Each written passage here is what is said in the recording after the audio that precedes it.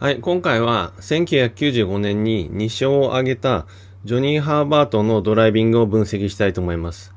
95年はシューマッハがチャンピオンになった年で、そのチームメイトを務めたハーバートですけども、イギリスグランプリとイタリアグランプリの2つのグランプリで勝ちました。この当時のシューマッハのチームメイトとして勝ったのはハーバートだけ、しかも2回も勝ったのですごいことです。95年のマシン B195 は左足ブレーキが必須のマシンですが、ハーバートはどのように運転していたんでしょうか。前提としてちょっと覚えておいていただきたいのは、ハーバートは1988年のクラッシュで両足に大怪我を負いました。それによって右足も左足も非常に不自由です。足首が動かないっていう状態で運転してます。なので、どちらの足のブレーキが得意とかそういうのはないっていうことをちょっと覚えておいてください。ちょっと時間が遡りまして、前年の日本グランプリからハーバートはベネトンにやってきたわけですけども、もっと昔のことを言うと、1989年にベネトンに乗ってたわけですが、それはちょっと置いといて、前年94年に B194 に初めて乗った時、どんな感触だったのかっていうのをまず紹介したいと思います。最初に B194 に乗った時のことは今でも鮮明に覚えている。ピットを出てアクセルを踏み込んだ瞬間、それまで乗っていたロータスやリジェとは全く別次元の推進力だった。エンジンレスポンスとマシン全体の合成感、そしてダウンフォースのレベルが根本的に違っていた。細かくは説明しないですが、この年、94年は最初、ハーバートはロータスにいました。で、その後リジェに移って、ベネトンにやってきたわけなんですけども、とにかくベネトンのマシンは全く違ったと。もう車体の合成感、ダウンフォース、エンジンのレスポンスもいいっつってますね。とにかく B194 っていうのは戦闘力の高い車だったっていうことがわかります。B194 はリアが非常に過敏で、右足ブレーキで進入すると荷重移動が急激すぎてスピンしそうになる。マシンを安定させて曲がるには、どうしても左足ブレーキによる高度なピッチングコントロールが必要不可欠だと痛感した。B194 もやっぱり左足ブレーキが必須なんですね。で、ハーバートは乗ってすぐにマシンを安定させて曲がるには左足ブレーキをしないとダメだと分かったわけです。という車の特性を理解したんですが、実際で日本グランプリに出るわけですけども、調整時間がない中従来の右足ブレーキで挑んだ。ブレーキを早めに完了させて荷重移動を急激に発生させないようにし、車体の姿勢を崩さずにアペックスへアプローチする走りを貫いた。予選5位から雨の決勝は4位走行中にスピンリタイア。おそらくテスト走行もほぼしないで鈴鹿に来たと思うので、ブレーキの仕方を変えるなんてそんなことを試してる時間はなかったわけです。なので、従来通りの右足ブレーキで挑んだと。で、B194 の特性に合わせて、ブレーキは早めに終わらせて、荷重移動を急激に起きないように、彼なりに車の悪い癖が出ないように乗ったんですね。それでも予選5位で、雨の決勝も4位走ってましたよね。で、雨が強くなってスピンしてリタイアしちゃったみたいなんですけど、左足ブレーキが使えなかった割には、なかなか速かったという感じがします。そして次の最終戦オーストラリアグランプリです。速さを見せられず予選7位、決勝リタイア。短い直線からハードブレーキングが繰り返されるため、右足が動かず、膝や太もも全体でペダルを押すハーバートは身体的負担が強い。右足ブレーキによる減速から加速へのペダル踏み替えのタイムロスが直角コーナーの多いアデレードでは、そのままセクタータイムの遅れに直結した。鈴鹿では速かったのに、アデレードではそうでもありませんでした。それはなんでかっていうと、アデレードの市街地コースの特性で、加速減速の回数が非常に多いですよね。で、直角ターンが何個もあるので、アクセルとブレーキの踏み替えが多いサーキットなので、右足ブレーキだとタイムロスが大きいわけですね。しかも、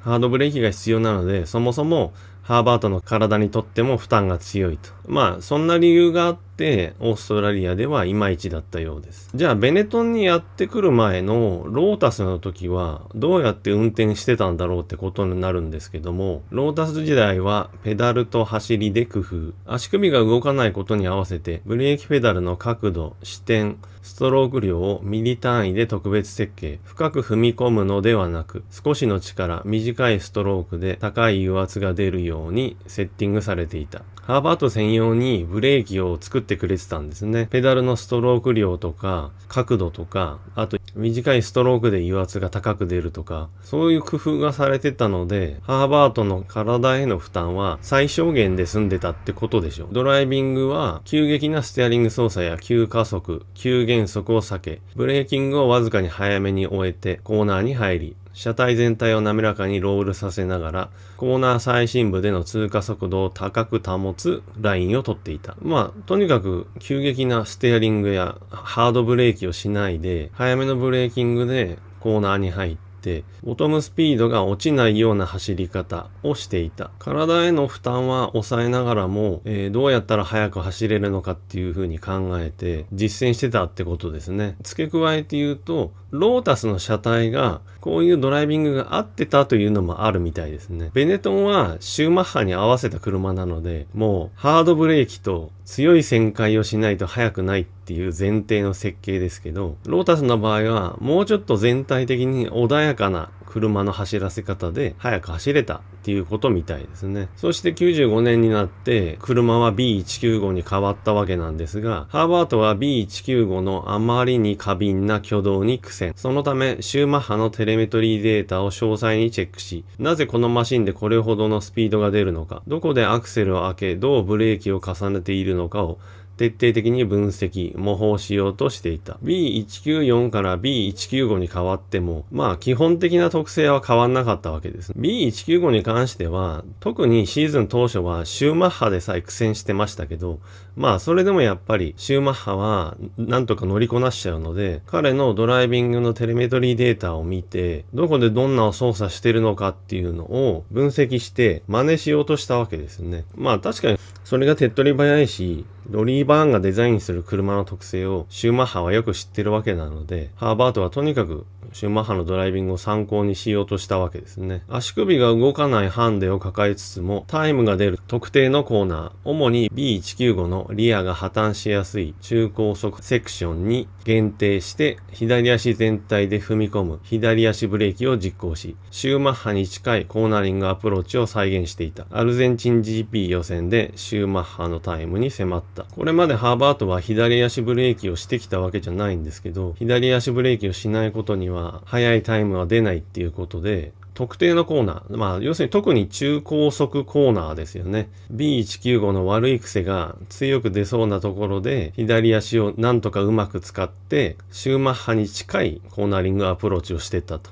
それによってかなり速いタイムを出してたんですね。それがアルゼンチングランプリの予選1日目でしたかね。シューマッハにかなり近いタイムを出した。これによってシューマッハ側はハーバートに対してテレメトリーデータを見せなくなるわけですけども、でもここだけ読むとシューマッハのデータを参考にしながらもハーバートは部分的に左足ブレーキを使ってシューマッハとほとんど同じ速さで走れたんだなって。じゃあこのままシューマッハがデータを見るのを禁止にしなければ、この後もシューマッハと同じように速かったのかというと、実はそうじゃないんですね。予選アタックや数ラップの短いセッションであれば、左足ブレーキでタイムを絞り出すことができた。レースディスタンスにわたり、膝や股関節の力で強い G にこうして左足を踏み続けると、激痛でコントロールが持続できなかった。あくまでシューマッハの真似をして左足ブレーキを使って走れるのは、ごくごく短い間だけなんですね。予選のタイムアタックだけとか数周だけ。レース中に何十周もそれをやるっていうのは、足の不自由なハーバートにとっては不可能だったわけです。なので、ハーバートはこれ以降、車のセッティングは基本的にスピンしにくい穏やかな挙動が出るようにセッティングをするようにしたそうです。シューマッハがやってるような過敏な挙動が出るセッティングは避けることにしたということみたいですね。で、その後、ハーバートにとって大きな転機になったのが初優勝したイギリスグランプリらしいです。1988年の大クラッシュで切断され、縫い付け直された足指が右足でアクセルとブレーキを何度も行き来させる運動のせいでコックピットの中で耐え難い激痛を引き起こしていた。優勝がかかったイギリスグランプリですけども、走ってる最中、右足が激痛を起こしていたんですね。なのでやっぱり左足ブレーキ云々の前にこのベネトンのマシンは強いブレーキ操作を求められるっていうことと頻繁なブレーキ操作を求められるので、とにかく足が不自由なハーバートにとってはドライビングが非常に厳しいマシンだったんですね。走行中どうにかしてこの痛みを回避する方法を見つけなければならない。このままの走り方ではもう続けられないと悟ったんだ。このままで走ってられないっていうぐらい言いたかったんですね。このエピソードは今まで何かの雑誌とかで読んだ記憶もないし、まあもちろん本人もわざわざ喋らないし、知らなかったですね。だけどこんな大事なことをなんで紹介してくんないんですかね、メディアは。まあテレビはもちろん紹介してくれませんでしたけど。そこでシルバーストーンの周回中、私は編み出した。1ラップは左足ブレーキで走り、次の2ラップは右足ブレーキで走り、また1ラップを左足で走ると、そうやって痛みを左右に分散させることで、なんとか耐えていたんだ。左右の足を使い分けてブレーキを交互にかけることによって足を休ませながら走るっていうことにしたわけですね。どちらの足も不自由なのでとても大変ですよね。ですけどワンラップとか短い時間しかできなかったとはいえ左足ブレーキを使えるようにはしてたのでそれが功を奏したわけです。足が痛いのはちょっと置いといてドライビングテクニックとしてハーバートは右足でもブレーキできるし左足でもブレーキできる。それによってこういう離れ技が可能だったわけです。ですけど、そもそもこの直前までハーバートは右足ブレーキだけで走ってきた人ですから、短期間に左足ブレーキを習得して、しかもこの不自由な体で左右の足を使って交互にブレーキをするって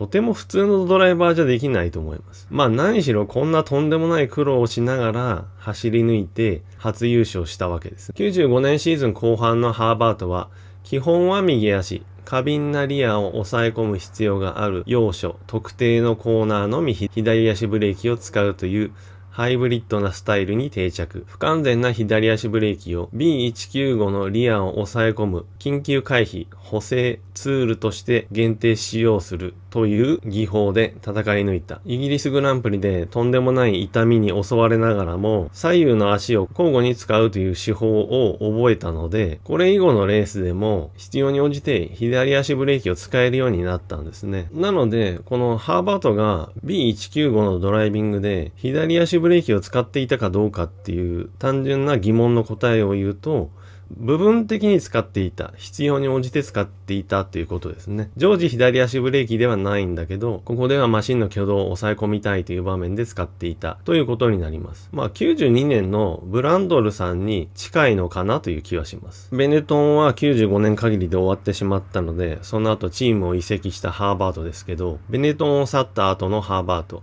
ザウバーは96年から98年に在籍。スチュワートに99年在籍しました。ベネトン時代の右足と左足を交互に使い分けるという極限の応急処置から脱却し、ザウバー移籍以降は基本的に完全に左足ブレーキメインのドライビングスタイルへと移行した。96年以降は完全に左足ブレーキになったんですね。まあ、すごい痛い思いをしながらも左足ブレーキを習得した価値はあったってことですね。で、ベネトンと違って、ザウバーもスチュワートもロータス時代みたいに、ちゃんとハーバートに合わせた特別設計のブレーキペダルとブレーキの油圧系統を作ってくれたそうです。なので、ベネトンの時みたいに、激痛に耐えながら左足ブレーキをしてたというわけではないそうです。あとさらに言うと、マシン特性もベネトンの時みたいに、リアが急に滑り出して急旋回するみたいな特性じゃないので、以前のような落ち着いたドライビングスタイルで車自体も走らせられたので、なおさら身体的な負担は収まったようです。まあ、そして99年ヨーロッパグランプリでハーバートは自身の3勝目を挙げるわけですけど、